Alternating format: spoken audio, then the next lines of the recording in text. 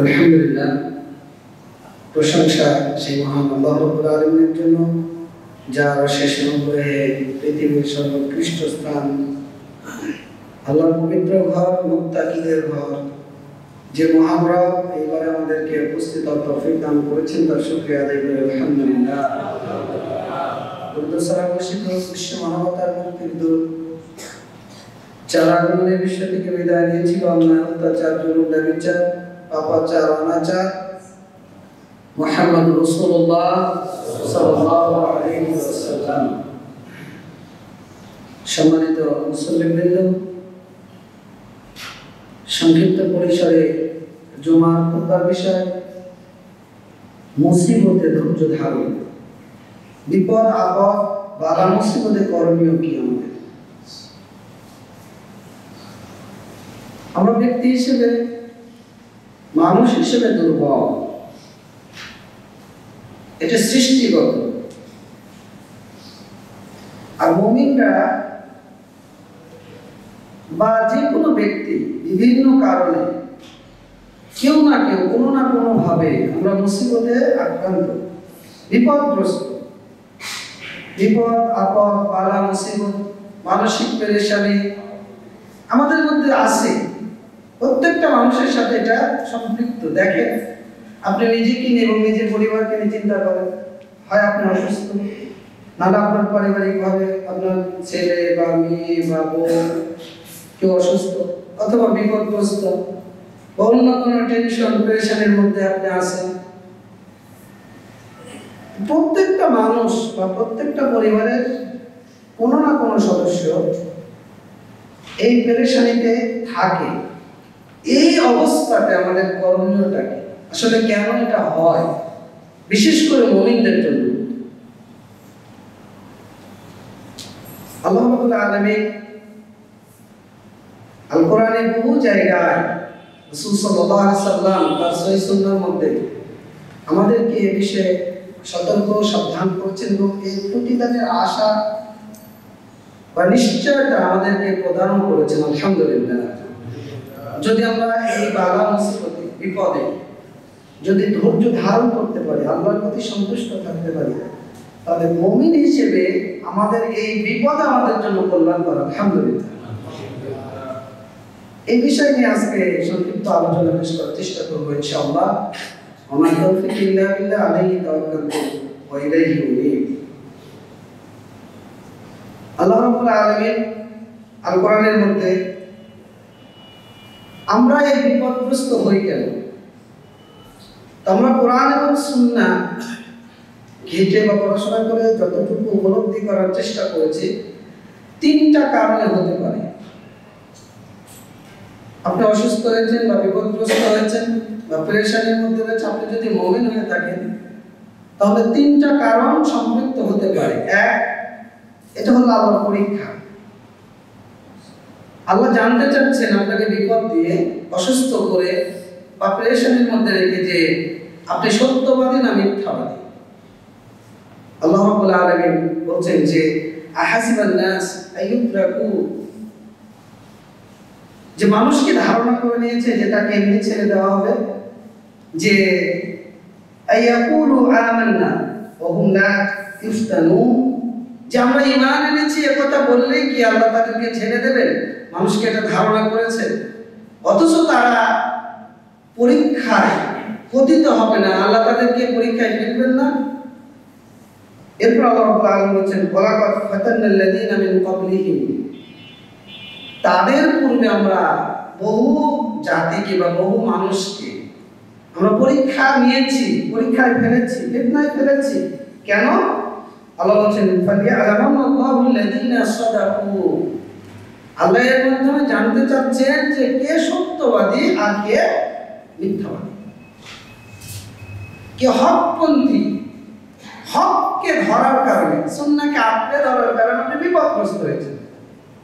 যে জুলুম, মানুষের কটু কথা বা বিভিন্ন আঘাত, অশ্রাব্য ভাষায় গালিগালাজ আপনি আঘাতপ্রাপ্ত হচ্ছেন, আল্লাহ জানতে চাচ্ছেন যে এর মাধ্যমে আপনি ধৈর্য ধরে সত্যবাদীতে রূপান্তরিত হতে পারেন কিনা, বা সত্যবাদী হিসেবে আপনি থাকতে পারেন কিনা, না মিথ্যাবাদী হিসেবে আবার আপনি পরিগণিত হন কিনা।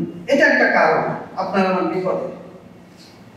আল্লাহ রাব্বুল আলামিন বলছেন সূরা আন-নাবুত ৩ নম্বর আয়াত, এরপরে সূরা বাকারা ২১৪ নম্বর আয়াত, আল্লাহ রাব্বুল আলামিন বলেন আম হাসিবতুম আন তাদখুলুল জান্নাহ ওয়ালাম্মা ইয়াতিকুম মাতালুল লাযিনা খালাউ মিন ক্বাবলিকুম মাসাতহুমুল বা'সা ওয়াদ-দাররাউ ওয়াযুলজিলু হাত্তা ইয়াকুলু। আল্লাহ বলছেন তোমরা কি ধারণা করে নিয়েছো আম হাসিবতুম আন তাদখুলুল জান্নাহ, যে তোমরা জান্নাতে প্রবেশ করবে, তোমরা কি এটা নিশ্চিত হয়েছো, ধারণা করে নিয়েছো? অথচ তোমাদের পূর্বে যারা এসেছিল তাদের মতো বাসা আদ-দাররা, তোমাদেরকে বিপদ বালা মুসিবত এগুলো আক্রান্ত করেনি বা আক্রান্ত হওনি তোমরা, তার আগে তোমরা ধারণা করে নিয়েছো যে তোমরা জান্নাতে প্রবেশ করবে। ওয়াসুলজিলু, এমনকি তারা প্রকম্পিত হয়েছিল, শাস্তি নির্যাতন নিষ্পেষণ, এমনকি নবী রাসূল এবং তার সাথীরা বলতে বাধ্য হয়েছিল মাতা রাসূলুল্লাহ, আল্লাহ সাহায্য কখন আসবে। বিভিন্ন এলাকায় যারা সহি আকীদা সালাফি মানহাজকে যারা আঁকড়ে ধরে বা ধরেছে পৃথিবীর আনাচে কানাচে, দেখবেন যে তারা বিভিন্নভাবে কুণ্ঠাসা, তারা বিপদগ্রস্ত, কাউকে বাড়ি থেকে বের করে দিয়েছে, কাউকে নির্যাতন করা হচ্ছে, কাউকে কটু কথা বলা হচ্ছে। এই যে বিপদ, এই আল্লাহর পরীক্ষা, যে আল্লাহ আপনাকে দেখছেন যে আপনি ধৈর্য ধরতে পারেন কি, সত্যবাদীতে পরিণত হতে পারেন কি। ২ নম্বর যে কারণ সেটা হলো যে আপনি সবুরকারী কিনা, এটা আল্লাহ পরীক্ষা করছেন যে আপনার ধৈর্যের সীমাটা কতটুকু। আপনি এই মসজিদের মধ্যে ৫০০ মানুষ সালাত পড়ে, আপনি একাই সুন্নাহ অনুযায়ী সালাত পড়েন, এখন ৫০০ মানুষ আপনাকে বাঁকা চোখে দেখে, এখন আপনার ধৈর্যের বাঁধটা কতটুকু যে আপনি সুন্নাহ নিয়ে একাই টিকে থাকবেন না, ৫০০ মানুষের সাথে মিলেমিশে আপনি সুন্নাহকে পরিত্যাগ করবেন। এটা একটা ধৈর্যের কারণ না, ধৈর্যের পরীক্ষা। আল্লাহ এই ধৈর্যশীলকে পরীক্ষা করার জন্য ফিতনায় ফেলেন। আল্লাহ রাব্বুল আলামিন বলছেন যে আম হাসিবতুম আন তাদখুলুল জান্নাহ ওয়ালাম্মা ইয়া'লামিল্লাহু আল্লাযীনা জাআ'ু মিনকুম ওয়া ইয়া'লামাস সাবিরিন, যে তোমরা কি ধারণা করেছো যে তোমরা জান্নাতে প্রবেশ করবে, অথচ আল্লাহ রাব্বুল আলামিন জানলেন না তোমাদের মধ্যে কে জিহাদকারী আর কে ধৈর্য ধারণকারী। জিহাদ মানে প্রবৃত্তির বিরুদ্ধে জিহাদ, প্রবৃত্তির যে লালসা রয়েছে, দুনিয়ার যে চাহিদা রয়েছে, জৈবিক যে চাহিদা রয়েছে, এই দুনিয়াদার থেকে নিজেকে পৃথক করা, নফসের বিরুদ্ধে জিহাদ করে, বাতিলের বিরুদ্ধে জিহাদ করে, অন্যায়ের বিরুদ্ধে জিহাদ করে, সত্য সুন্নাহ তাওহীদের উপর অবিচল থেকে ধৈর্য ধারণ করা। আল্লাহকে পরীক্ষা করবেন যে আপনি কতটুকু করতে পারছেন। ৩য় নম্বর কারণ সেটা হলো আমরা বিপদগ্রস্ত হয়ে অনেকাংশে আমাদের পাপের কারণে। পরিবারের সদস্য একজন সালাফ বড় বিদ্বান, তিনি বলছেন যে আমি আমার দ্বারা কোনো পাপ সংঘটিত হলে আমি এর প্রভাবটা আমার পরিবারে উপলব্ধি করতাম। মানে হয়তো আমার পরিবারে কেউ অসুস্থ হয়ে পড়েছে বা কোনো বালা মুসিবত আক্রান্ত হয়েছে, অথবা পরিবারের উপর কোনো বিপদের প্রভাব পড়ে গেছে, এটা আমি তখন অনুভব করতাম যখন আমার দ্বারা কোনো পাপ সংঘটিত হতো। তা আমাদের উপর বিপদ আসে, একটা অন্যতম কারণ হলো আল্লাহ বড় শাস্তি দেওয়ার পূর্বে ছোট ছোট শাস্তি আপনাকে দেন, যাতে করে আপনি এই পাপ থেকে তওবা ইস্তিগফার করে আবার দ্বীনের পথে, আল্লাহর পথে ফিরে আসেন। আপনি অ্যাক্সিডেন্ট করেছেন, হঠাৎ স্ট্রোক করেছেন, প্যারালাইজড করেছেন, ব্রেন স্ট্রোক করেছেন, বা আপনার পরিবারের কোনো সদস্য কোনো বিপদগ্রস্ত হয়েছে, আল্লাহ এর মাধ্যমে চাচ্ছেন যে আপনি যেন আপনার পাপ অপরাধ অসৎ পথ থেকে ফিরে এসে তওবা ইস্তিগফার করে আল্লাহর দিকে নিজেকে রুজু করেন। আল্লাহ রাব্বুল আলামিন বলছেন যে সূরা নূর ৪১ নম্বর আয়াত, যাহারাল ফাসাদু ফিল বাররি ওয়াল বাহরি বিমা কাসাবাত আইদিন নাস, জমিনে বিপর্যয় ছড়িয়ে পড়েছে, এটা মানুষের কৃতকর্মের ফল। এই যে আমাদের দেশে অনাবৃষ্টি শুরু হয়েছে, কত মানুষের হাহাকার, সালাতুল ইস্তিসকা আদায়, আল্লাহর কাছে প্রার্থনা, জুমার সালাতে ইমামরা, আলেমরা, সাধারণ মুসল্লিরা, আপনারও চাওয়া ছিল, আমারও চাওয়া ছিল যে আল্লাহ বৃষ্টি দাও। তো এই যে বিপদ কেন এটা হয়েছে, রাসূল বলছেন যে যারা যাকাত দেয় না, যাকাত না দেওয়ার কারণে এই অনাবৃষ্টি। আমাদের দেশে লক্ষ লক্ষ মানুষ, কোটি কোটি মানুষ যারা কোটি কোটি টাকার মালিক, আপনার বেড়া পৌরসভা যদি জাকাত টাকাও যদি জাকাত বের করে এই বেড়া বন্টন করতো, তাহলে বেড়াতে কোনো ফকির মিসকিন থাকতো না। এটা বাস্তবতা। আর এটা না হওয়ার কারণ হলো এই অনাবৃষ্টি। তাহলে বলছেন যে মানুষ তার নিজের ইনকাম, যাহারাল ফাসাদু ফিল বাররি ওয়াল বাহরি বিমা কাসাবাত আইদিন নাস, মানুষ নিজে উপার্জন করেছে এই বিপর্যয়টা। আল্লাহ রাব্বুল আলামিন বলছেন যে ইউযিকুম বা'দাল্লাযী আমিলু লাআল্লাহুম ইয়ারজিউন। আল্লাহ এই কৃতকর্মের দরুন তাদেরকে শাস্তি আচ্ছাদন করাতে চায়। কেন? যাতে করে তারা ফিরে আসে। এরপর আল্লাহ রাব্বুল আলামিন সূরা সাজদার মধ্যে উল্লেখ করেছেন 21 নম্বর আয়াত যে ওয়ালা নুযিকান্নাহুম মিনাল আযাবিল আদনা দুনাল আযাবিল আকবার লাআল্লাহুম ইয়ারজিউন। আল্লাহ বড় শাস্তি দেওয়ার পূর্বে লঘু শাস্তি দেন, হালকা শাস্তি দেন, যাতে করে তারা কি করে? ফিরে আসে। আল্লাহ বলছেন অবশ্যই ওয়ালা নুযিকান্নাহুম মিনাল আযাবিল আদনা দুনাল আযাবিল আকবার, বড় শাস্তির পূর্বে আমি তাদেরকে লঘু শাস্তি আচ্ছাদন করাবো, তাদেরকে আমি শাস্তি দিব, লাআল্লাহুম ইয়ারজিউন, যাতে করে তারা ফিরে আসে। তাহলে আপনার উপর যদি কোনো বিপদ আসে, আপনার পরিবারে কোনো বিপদ আসে, বালা মুসিবতে আক্রান্ত হন, অসুস্থ হয়ে পড়ে, তাহলে আপনাকে উপলব্ধি করতে হবে আমার তিনটার মধ্যে যে কোনো একটা কারণ রয়েছে। হয় আল্লাহ আমাকে পরীক্ষায় ফেলছেন যে আমি উত্তীর্ণ হতে পারি কিনা, না হয় আল্লাহ আমাকে ধৈর্য ধারণকারী মুজাহিদ কিনা এটা পরীক্ষা করছেন, যে আমি নফসের বিরুদ্ধে, এই সমাজের বিরুদ্ধে, এই জাহিলিয়াতের বিরুদ্ধে, আমি মানুষের এই রচিত থিওরি, মানব রচিত বিধানের বিরুদ্ধে নিজেকে যুদ্ধ ঘোষণা করে সহিহ সুন্নাহ তাওহীদের উপর নিজেকে প্রতিষ্ঠিত করতে পারি কিনা আল্লাহ এটা দেখছেন। না হলে বুঝতে হবে যে আমার কোনো অপরাধ, পরিবারের কোনো অপরাধের কারণে, সমাজের কোনো অপরাধের কারণে আমাদের এই শাস্তিটা আল্লাহ আমাকে দিচ্ছে, যাতে করে আমি ফিরে আসি, উপলব্ধি। এখন আপনার আমার করণীয়টা, আমরা তো অধিকাংশই এই রোগে আক্রান্ত।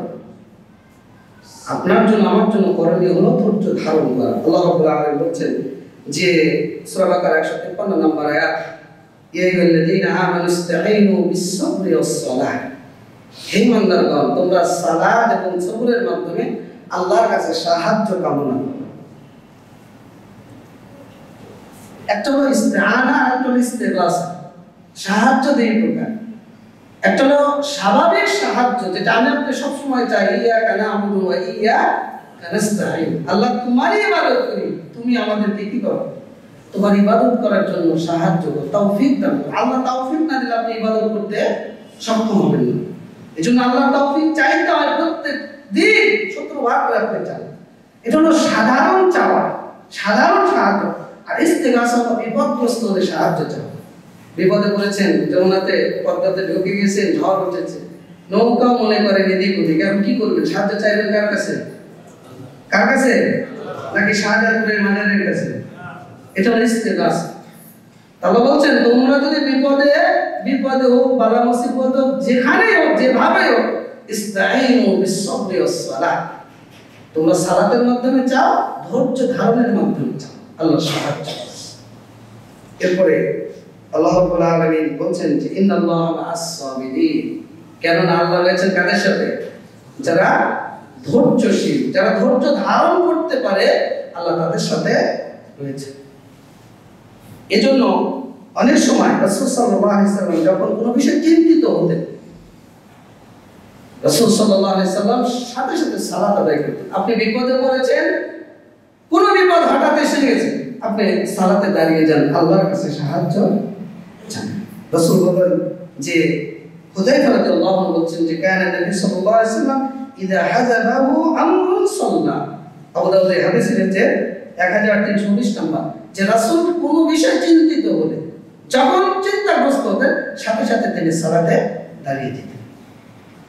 এজন্য আপনার আমার উচিত যে আমরা যখন কোনো পেরেশানিতে পড়ব, তখন আমাদের সালাতে দাঁড়িয়ে যাওয়া উচিত।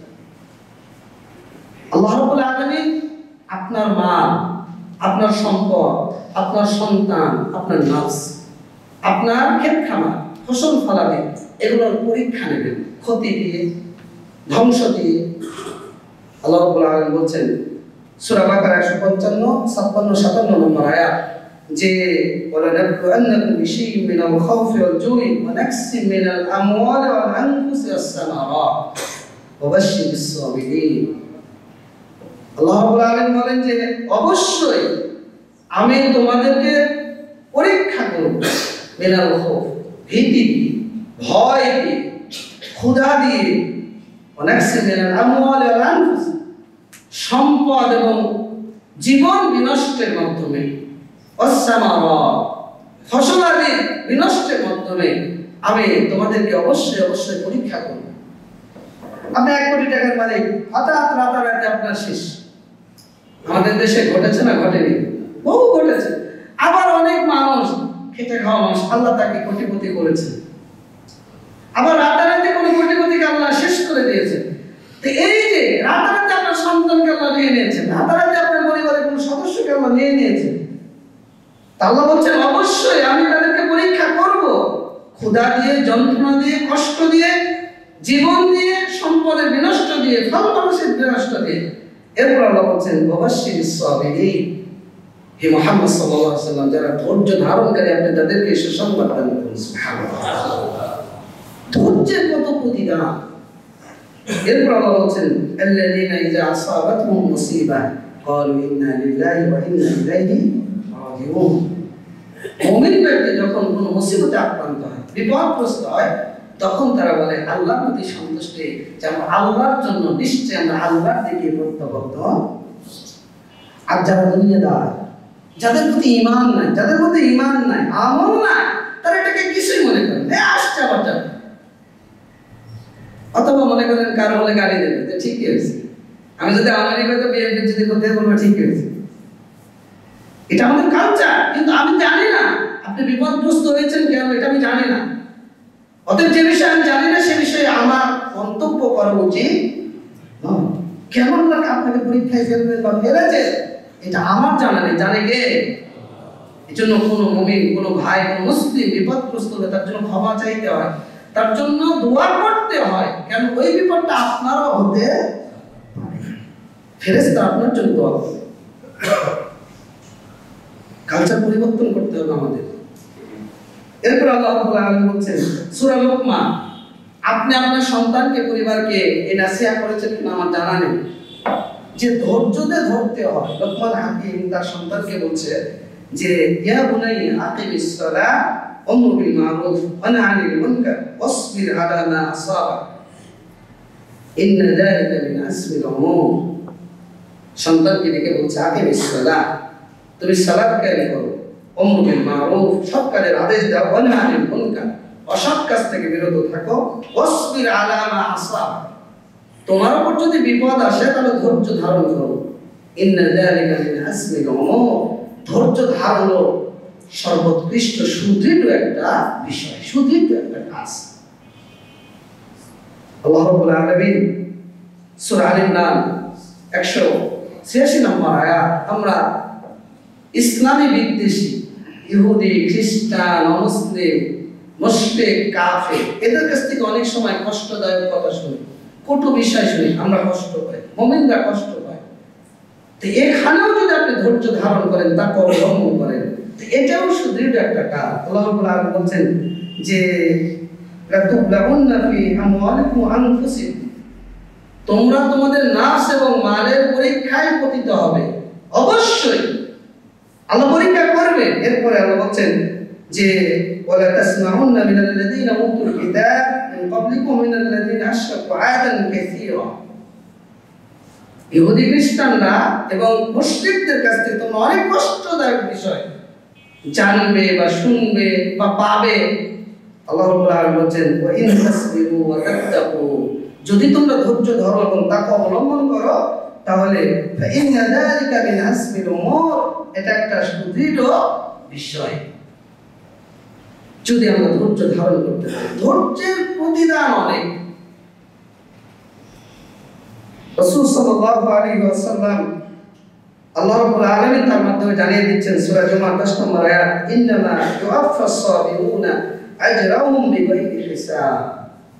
যারা ধৈর্য ধারণ করে তাদের প্রতিদান অসংখ্য অগণিত, বিগাইরি হিসাব, যার হিসাব আমি আপনি কল্পনা করতে পারি না। আল্লাহ কত দেবেন, সুবহানাল্লাহ। আল্লাহ রাব্বুল আলামিন, আমরা অনেক সময় এমন ভাবে বিপদগ্রস্ত হই, মনে করেন আপনি অ্যাক্সিডেন্ট করেছেন, আপনার একটা অঙ্গ শেষ, কষ্ট পাচ্ছেন, তো আপনি অনেক সময় মৃত্যু কামনা করেন, বা কোনো পেরেশানিতে পড়লে আপনি মৃত্যু কামনা করেন, মৃত্যুটা চান। তা আসলে ইসলামের বিধান হলো এভাবে মৃত্যু কামনা করা উচিত নয়। কেন জানেন? আল্লাহ রাসূল আমাদেরকে এই আদবটা শিক্ষা দিচ্ছেন। রাসূল সাল্লাল্লাহু আলাইহি ওয়াসাল্লাম বলেন যে লা ইয়াতামান্নায়ান্না আহাদুকুমুল মাউত লিদুররিন নাজালা বিহি।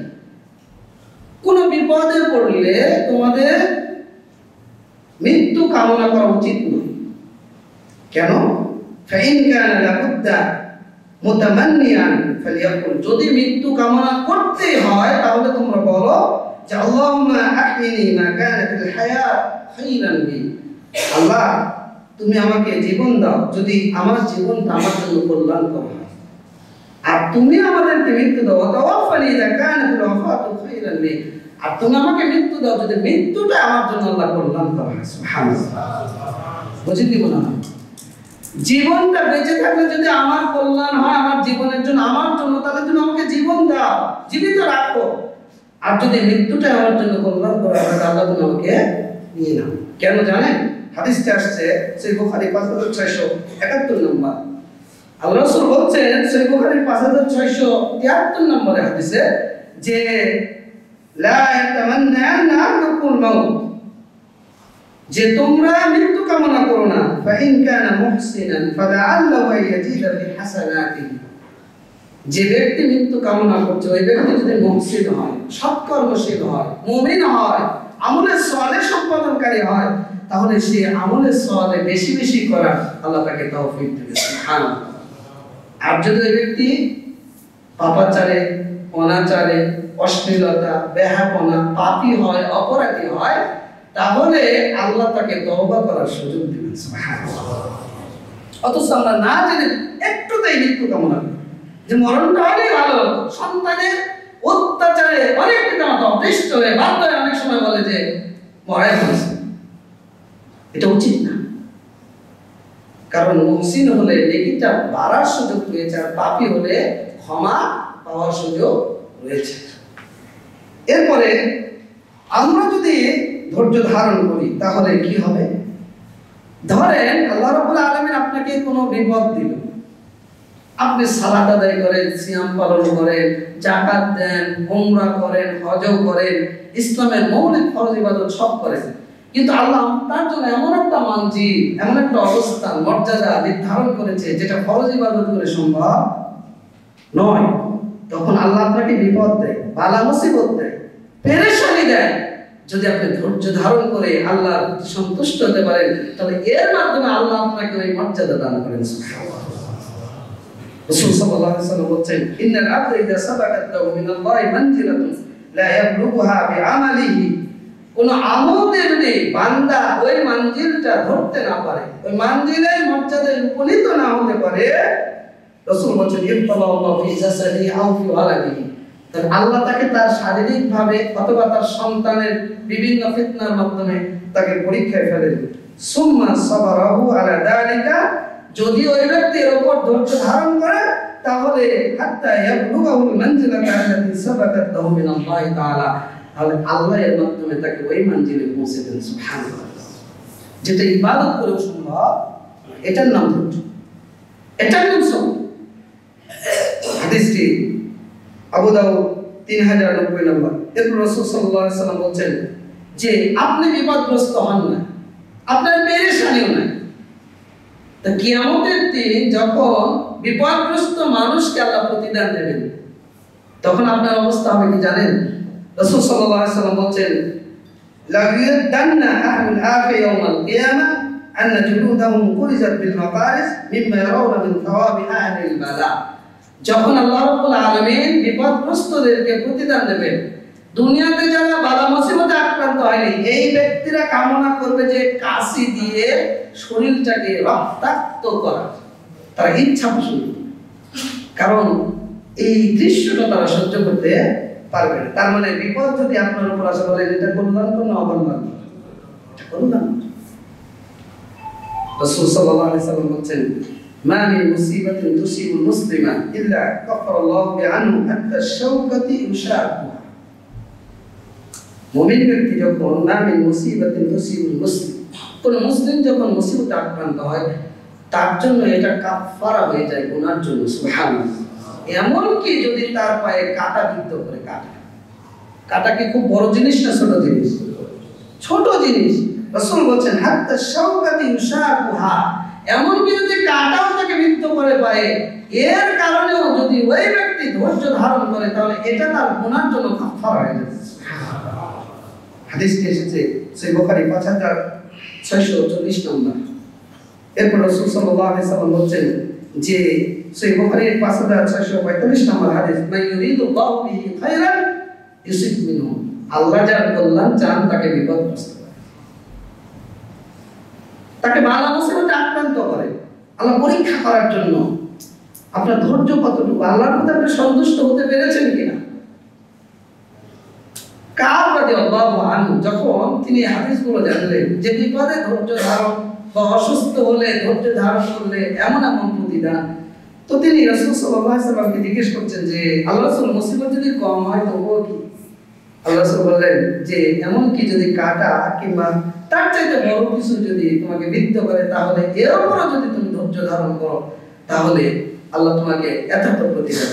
তখন কাব বলছেন যে আল্লাহ যেন কাবকে সর্বদা জ্বরে আক্রান্ত করে, তবে ফরজ যে ইবাদত সালাত, সিয়াম, যাকাত, হজ, উমরা, এই মৌলিক ইবাদত পালন করতে যেন কোনো ঘাটতি না হয়। তো সাহাবীরা বলছেন এরপর থেকে কাবের গায়ে হাত দিলে আগুনের মতো মানে কি তাপটার অনুভব তার করতো। সুবহানাল্লাহ। আবার আপনি এটা চাইেন না, এটা তার জন্য আলাদা। এটা মুসিবতে আক্রান্ত হলে যে ফজিলত, ধৈর্য ধারণ করলে যে আল্লাহর পক্ষ থেকে প্রতিদান। এই হাদিসটি এসেছে ইমাম যাহাবী তার সিয়ার ওয়া আলাম নুবালা ৩য় খণ্ড 238 পৃষ্ঠা এবং আবু আব্দুল্লাহ মাকদিসি তার সনদ হাসানে তিনি হাদিসটা লিখেছেন। এরপর রাসূল সাল্লাল্লাহু আলাইহি ওয়াসাল্লাম বলেছেন সহিহ বুখারী 5664 নম্বর হাদিস, মা মিন মুসলিমিন ইউসিবু আদান শাওকাতুন ফামা ফাওকাহা, কোন মুসলিম যদি মুসিবতে আক্রান্ত হয়, কষ্টে পতিত এমনকি একটা কাঁটা বা তার চাইতে বড় কিছু, ইল্লা হাত্তাল্লাহু লাহু বিহি কামা তুহাত্তু শাজারাতু ওয়ারাকাহা, গাছ যেমন তার পাতাগুলো ঝরিয়ে দেয়, গাছ থেকে যেমন পাতা ঝরে একবারে গাছ পাতাহীন হয়ে যায়, ঠিক মুমিনরা মুসিবতে আক্রান্ত হলে তার গুনাহগুলো এইভাবে ঝরিয়ে যায়। আল্লাহ তার গুনাহ মিটিয়ে দেন। রাসূল সাল্লাল্লাহু আলাইহি ওয়াসাল্লাম সহিহ বুখারী 5664 নম্বর হাদিস। এরপরে মুসনাদ আহমদ 6825 নম্বর হাদিস, রাসূল বলেন মা মিন মুসলিমিন ইউসাবু ফি জাসাদি ইল্লা আমারা আল্লাহু তাআলা আল হাফাজাতা اكتبوا لعبد في كل يوم وليلة من الخير ما كان يعمل ما دام محبوسا। আল্লাহ বলছেন যে কোনো মুসলিম যদি মুসিবতে আক্রান্ত শারীরিকভাবে, আপনি প্রত্যেকদিন ফজরের সালাতে আসেন, তো শারীরিকভাবে আপনি হঠাৎ করে প্যারালাইজ হলেন বা পায়ে ব্যথা পেলেন বা মুসিবতে আক্রান্ত হলেন, মসজিদে আসতে পারছেন না, এমন আমাদের মাঝে হয় না? হয় না? অনেক মানুষের হয়, বা বিভিন্ন বিপদগ্রস্ত হয়। আল্লাহ রাব্বুল আলামিন ফেরেশতাদেরকে নির্দেশ দেন যে আমার বান্দা সুস্থ অবস্থায় যেভাবে আমল করত তার নেকিটা লিপিবদ্ধ করা হতো, ঠিক অসুস্থ যতদিন থাকবে, মুসিবতে যতদিন থাকবে, তুমি তার আমলনামায় নেকিটা এইভাবে লিপিবদ্ধ করতে থাকবে। আপনি কষ্ট পেয়েন না যে হঠাৎ করে অ্যাক্সিডেন্ট করে বাসায় পড়ে আছেন, মসজিদে আসতে পারছেন না, এটা আপনার তাকদীর। এটা আল্লাহর প্রতি আপনি সন্তুষ্ট থেকে ধৈর্য ধারণ করেন, আপনি নিয়মিত যেভাবে ইবাদত করে নেকি পেতেন, আল্লাহ আপনাকে ওই রকম নেকি প্রদান করবেন। সুবহানাল্লাহ। যদি ধৈর্য ধারণ করতে পারেন, আল্লাহর প্রতি সন্তুষ্ট হতে পারেন। রাসূল সাল্লাল্লাহু আলাইহি ওয়াসাল্লাম বলছেন যে সাদ ইবনে আবি ওয়াক্কাস রাদিয়াল্লাহু আনহু থেকে বর্ণিত, একজন ব্যক্তি জিজ্ঞেস করে, ইয়া রাসূলুল্লাহ আইয়ুন নাস আশাদ্দু বালা, আল্লাহ রাসূল সবচেয়ে বিপদগ্রস্ত মানুষকে কারা বেশি মুসিবতে আক্রান্ত? রাসূল সাল্লাল্লাহু আলাইহি ওয়াসাল্লাম বলছেন, আল আনবিয়া সুম্মা আল আমসাল ফাল আমসাল, সবচেয়ে বিপদগ্রস্ত মানুষ হলো নবী রাসূলগণ, এরপরে তাদের পরবর্তী, যার দ্বীনের প্রতি যত দৃঢ়তা, দ্বীনের প্রতি যত আঁকড়ে ধরে সে তাওহীদকে, সুন্নাহকে, সালাফি মানহাজকে যত আঁকড়ে ধরবে, দ্বীনকে যত গ্রহণ করবে, দ্বীনের উপর যত অবিচল থাকবে, তার পরীক্ষা তত কঠিন হবে, তার পরীক্ষা তত জটিল হবে। যার দ্বীনের প্রতি দুর্বলতা রয়েছে তার ওইরকম, অর্থাৎ দ্বীনকে যে ব্যক্তি আঁকড়ে বেশি ধরবে তার বালা মুসিবত, বিপদ আপদ আল্লাহ তাকে তত বেশি দেবে। আর আনসার আপনার দ্বীনের উপর আপনার বিপদ, আপনার বালা মুসিবত, দেখবেন যে আপনি দ্বীনকে কড়াভাবে মানছেন, চতুর্দিক থেকে এমন ভাবে আপনাকে ধরে বসবে, আজকে হলো, কালকে হলো, পিছনে হলো, সামনে হলো, আপনি অনেক সময় ধৈর্য হারা হয়ে যান যে কি হলো, আল্লাহ এত বিপদ দিচ্ছে কেন? এই যে আপনার দ্বীনের কারণে, দ্বীনকে আঁকড়ে ধরার কারণে আল্লাহ চতুর্দিক থেকে আপনাকে পরীক্ষা ফেলছেন যে আপনি দ্বীনকে ধরে রাখতে পারেন কিনা। এটা বাস্তবতা। যদি আশেপাশে কোনো দ্বীনের উপর এরকম টিকে থাকা মানুষ থাকে যারা তাওহীদকে, নবীর সুন্নাহকে আঁকড়ে ধরতে চায়, ওই অনুযায়ী জীবনযাপন করতে চায়, তাদের প্রতি একটু লক্ষ্য করবেন যে আল্লাহ তাদেরকে বেশি বিপদ দেন। এরপর রাসূল সাল্লাল্লাহু আলাইহি ওয়াসাল্লাম বলছেন, মুসনাদ আহমদ 23672 নম্বর হাদিস, ইন্নাল্লাহ ইযা আহাব্বা কওমান ইবতালাহুম, আল্লাহ যখন কোনো কওমকে ভালোবাসেন আল্লাহ তাদেরকে পরীক্ষায় ফেলেন। ফামান সাবারা ফালাহুস সাবর, যে ব্যক্তি ধৈর্য ধারণ করে সে ধৈর্য ধারণ করে, আর যে অধৈর্য হয় সে অধৈর্য ধারণ করে। এরপর রাসূল সাল্লাল্লাহু আলাইহি ওয়াসাল্লাম একজন মহিলা উম্মে সাইদ, সহিহ মুসলিম 2575 নম্বর হাদিস, আল্লাহ রাসূল উম্মে সাইদের নিকট প্রবেশ করলেন, তো তিনি জ্বরে কাঁপছেন, তুজাসিফি, আমরা জ্বর হলে অনেক সময় এমন ভাবে কাঁপি, তিনি কাঁপছেন। আল্লাহ রাসূল বলেন যে তোমার কি হলো, তুমি কাঁপছো কেন? তখন ওই মহিলা বলছে, ক্বালাতিল হুম্মা, জ্বর আক্রান্ত হয়েছে, জ্বর ধরে ফেলেছে, লা বারাকাল্লাহু ফিহা, আল্লাহ জ্বরের অমঙ্গল মানে কল্যাণ না। তারপর রাসূল সাল্লাল্লাহু আলাইহি ওয়াসাল্লাম বলেন, লা তাশাদ্দুল হুম্মা, তুমি জ্বরকে গালি দিও না। আমরা অনেক সময় অসুস্থ হলে অধৈর্য হয়ে গালি দিই। আল্লাহ রাসূল বলেন, তুমি জ্বরকে গালি দিও না, ফাইন্না তুযিবুল খাতায়া বানি আদম কামা ইযিবুল কিরু খাবাতাল হাদীদ, হাফড় যেমন লোহা থেকে মরিচিকা ঝরিয়ে ফেলে, ঠিক মানুষের বিপদ আপদ এইভাবে তার পাপকে ঝরিয়ে ফেলে। সুবহানাল্লাহ। হাফড় মানে বোঝেন তো, কামারের কাছে গিয়ে দেখি জং ধরা, মরিচা ধরা লোহা, দা কুড়ালে, সামনে কুরবানি আসছে, এখন তো সরকারি বের করবে অস্ত্র, যে হাফড়ের কাছে নিয়ে যে একটু ঝাঁঝালো করার জন্য, ওখানে একটু দাঁড়িয়ে দেখবেন যে মরিচা ধরা লোহাটা একবারে চপচপ করে বাড়িতে নিয়ে আসবেন, কারণ পরের দিন আপনাকে কুরবানি করতে হবে। ঠিক পাপকে আল্লাহ এইভাবে মিটিয়ে দেবে। সুবহানাল্লাহ। রাসূল সাল্লাল্লাহু আলাইহি ওয়াসাল্লাম বলছেন যে তার সাহাবী আব্দুল্লাহ ইবনে আব্বাস রাদিয়াল্লাহু আনহু বলছেন যে উরিকা ইমরাআতান মিন আহলিল জান্নাহ, আমি কি তোমাদেরকে জান্নাতি মহিলা দেখাবো না? তো সাহাবী সাথে যারা ছিলেন, আতা ইবনে আবি রাওয়া, তিনি বলছেন, ফাকুলতু বালা, অবশ্যই হ্যাঁ, সে কোন মহিলা? তখন তিনি বলছেন, হাদিল বারাতুস সাউদা, এই যে কালো মহিলা, এই হলেন জান্নাতি মহিলা। তিনি একদিন নবীর কাছে আসবেন এবং বললেন যে ইন্নী উসরা ওয়া ইন্নী আতাকাশশাফু, আল্লাহ রাসূল আমি মৃগী রোগে আক্রান্ত। মৃগী রোগ মানে বোঝেন তো, মৃগী রোগ যদি ওঠে তাহলে ওর কিছু ঠিক থাকে না, কোথায় যাচ্ছে, কোথায় বাড়ি যাচ্ছে, কাপড় আছে কিনা। তো আমি মৃগী রোগে, আমার যখন এই রোগটা ওঠে আমার কাপড় থাকে না, আমি উলঙ্গ হয়ে যাই। রাসূল সাল্লাল্লাহু আলাইহি ওয়াসাল্লাম বলেন, ফাদুল্লাহ তাআলা লি, আমার জন্য আল্লাহর কাছে দোয়া করেন, আল্লাহ যেন আমাকে শিফা দান করে। তারপর রাসূল বলেন, ইনশিতি সাবারতি, যদি তুমি চাও ধৈর্য ধারণ করো, ফালাকিল জান্নাত, তাহলে তোমার জন্য রয়েছে জান্নাত। সুবহানাল্লাহ। তখন মহিলা বলছে, ওয়া ইনশিতা দাউতুল্লাহ আইওয়াফিয়াকা, আর যদি তুমি চাও আমি আল্লাহর কাছে দোয়া করব তোমার সুস্থতার জন্য। তখন মহিলা জান্নাতের কথা শুনে বলছে, আল্লাহ রাসূল আসবিরু, আমি আল্লাহর কাছে ধৈর্য ধারণ করব। তবে আমার জন্য এইটুকু দোয়া করেন, আমি যেন উলঙ্গ না হয়ে যাই, আল্লাহ তার জন্য দোয়া করে দেবেন। চলো ধৈর্য। হাদিসটি এসেছে সহিহ বুখারী 5652 নম্বর। আনাস বিন মালিক রাদিয়াল্লাহু আনহু থেকে বর্ণিত, তিনি বলেন, মা মিন মুসলিমিন ইবতালাহু ফি জাসাদিহি, আল্লাহ যদি কোনো ব্যক্তিকে শারীরিকভাবে পরীক্ষায় ফেলেন, তাহলে ওই ব্যক্তি সে সুস্থ অবস্থায় যেভাবে ইবাদত করতো, মা কানা মারিদান, অসুস্থ অবস্থায় যদি আল্লাহ তাকে সুস্থতা দান করে, তাহলে আল্লাহ তার পাপগুলোকে ধৌত করে দেন। আর যদি ওই ব্যক্তি মারা যায়, তাহলে আল্লাহ তাকে ক্ষমা করে দেন। এই জন্য আমাদের উচিত যে বিপদগ্রস্ত হলে, বালা মুসিবতে আক্রান্ত হলে, অসুস্থ হলে ধৈর্য ধারণ করা।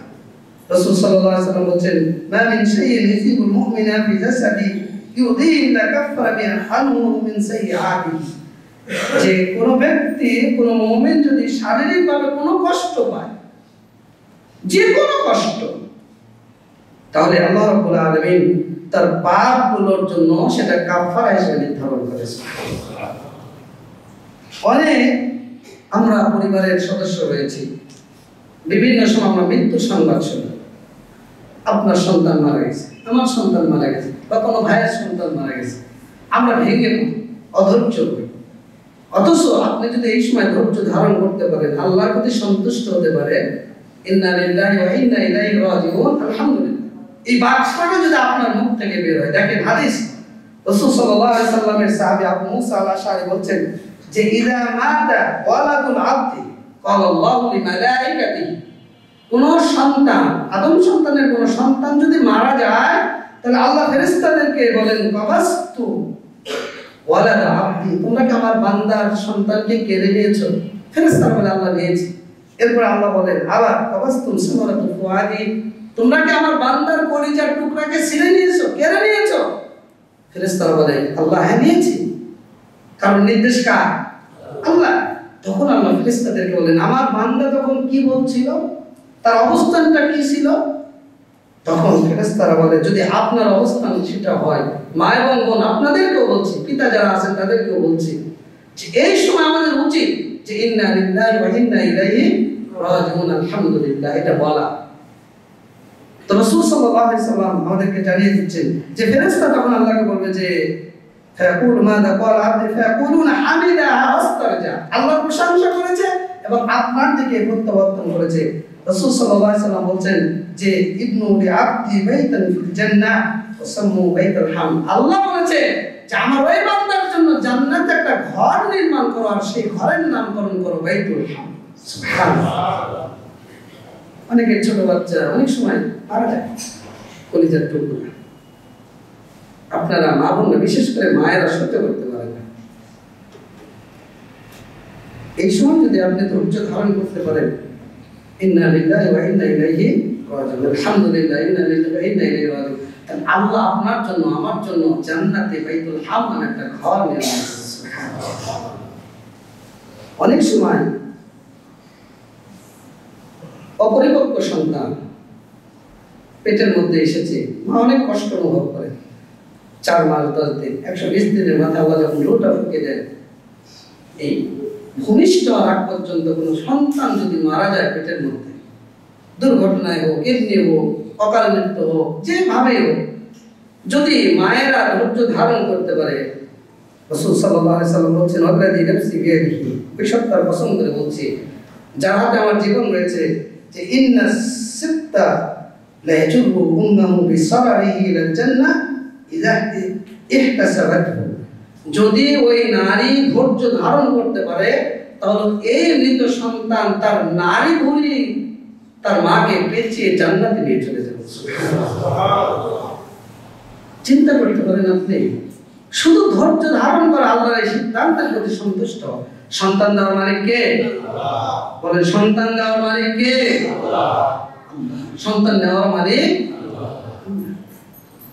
আপনি আমি শুধু দুনিয়ার ভয়ে, খাওয়াবো কি, এই ভয়ে বিয়ে করি না। এই যে গত কয়েকদিন, পরশুদিন মনে হয় 24 এর একটা নিউজ দেখলাম, গভীর রাতে অপ্রাপ্ত বয়স্ক নারী পুরুষের বিবাহ, তারপরে কি ঘটলো এরকম একটা শিরোনাম। আরে বাংলাদেশের lakh lakh crore crore 3 star 5 star 4 star হোটেলগুলোতে রমরমা ব্যবসা চলছে, তোমাদের চোখ ওই দিকে পড়ে না? তোমাদের মিডিয়া কোথায় থাকে? অবৈধ সন্তান মেডিকেলের পরে, মেডিকেলের পিছনে, ডাস্টবিনে অহরহ প্রত্যেকটা দিন ঘটনা ঘটছে, তোমাদের মিডিয়া কোথায় থাকে? আর একজন যুবক তার দিনকে হেফাজত করার জন্য যখন বিবাহ উপযুক্ত বয়সে বিয়ে করতে চায়, তোমরা তখন অপ্রাপ্ত বয়স্ক বলে মিডিয়াতে রিপোর্ট করো। হাজার হাজার সন্তানকে এই গর্ভপাত নষ্ট করে দেয়, মানে সন্তান নষ্ট করা হচ্ছে, মেরে ফেলা হচ্ছে। অথচ কিয়ামতের দিন আল্লাহ প্রশ্ন করবেন যে কি কারণে তুমি তাকে হত্যা করেছো, বড় অপরাধের কারণে। সেই দিন এই মানুষগুলো কোনো জবাব দিতে। তো মাদেরকে বলবো যে এরকম ঘটনা যদি কারো ঘটে, তাহলে দুঃখ না করে, কষ্ট না পেয়ে ধৈর্য ধারণ করতে হবে। তাহলে এর প্রতিদান দেবেন কে? অনেক মা বোন রয়েছে, ভাই বোন রয়েছে, তারা দুই চক্ষু হারিয়ে ফেলেছে। হয়তোবা ধরেন জন্মগত অন্ধ, অথবা জন্মের পর অন্ধ হয়ে গেছে। এই যে ইস্তেসকার সালাত আদায় করতে সম্ভবত কুষ্টিয়ার দিকে এক অন্ধ হাফেজ, ভিডিওটা ভাইরাল হয়েছে, এমন ভাবে আপত্তি করছিলেন যে আল্লাহ এই দুই চোখ কোনোদিন অপরাধ, কোনো মেয়েকে দেখেনি, কোনো মেয়ের চেহারাকে দেখেনি, কোনো পাপকে সে দেখেনি। আল্লাহ এই চোখের ওসিলায় আমি আজকে তোমার কাছে বৃষ্টি চাচ্ছি, যে চোখ কোনোদিন পাপ করেনি। তো যাদের চোখ হারিয়ে যায়, ওই বোনরা, ওই ভাইরা, ওই বাবারাই বোঝে চোখের কত মূল্য। আর আপনি আমি বুঝি না, এই জন্য তো টিভির সামনে গিয়ে ওই ন্যাংটামিদের গান বাজনা, নাটক, সিনেমা নিয়ে পড়ে থাকে। অথচ আল্লাহ রাসূল প্রত্যেক দিন আপনাকে এর নিরাপত্তার জন্য দোয়া করতে বলেছে। আল্লাহুম্মা আফিনি ফি বাদানি, আল্লাহুম্মা আফিনি ফি সাম'i, আল্লাহুম্মা আফিনি ফি বাসারি। আল্লাহ তুমি আমার চোখের নিরাপত্তা দাও। নিরাপত্তা যাওয়ার অর্থ আপনি টিভির সামনে বসে অশ্লীলতা, ওই দেহ ব্যবসা, ওই পতিতাদের নাটক সিনেমা নিয়ে পড়ে থাকবেন। তো যারা চক্ষু হারিয়ে ধৈর্য ধারণ করে, রাসূল সাল্লাল্লাহু আলাইহি ওয়াসাল্লাম তাদের কথা বলছেন যে ইব্রাহিম ইবনে সারিয়া রাদিয়াল্লাহু আনহু থেকে বর্ণিত, তিনি বলছেন যে আমার রব বলেছেন, আল্লাহ রাসূল বলছেন, আমার রব বলেছেন ইযা কাবাসতু মিন আবদি কারিমাতাইহি ওয়া হুয়া বিহিমা যানীন, আমি আমার যে বান্দার দুইটা সম্মানের, যে সম্মানিত দুইটা চক্ষুকে নিয়ে আমি যদি ধৈর্য ধারণ করে ওই ব্যক্তি, ওই নারী, তাহলে আমি জান্নাত ছাড়া তাকে অন্য কিছু দিয়ে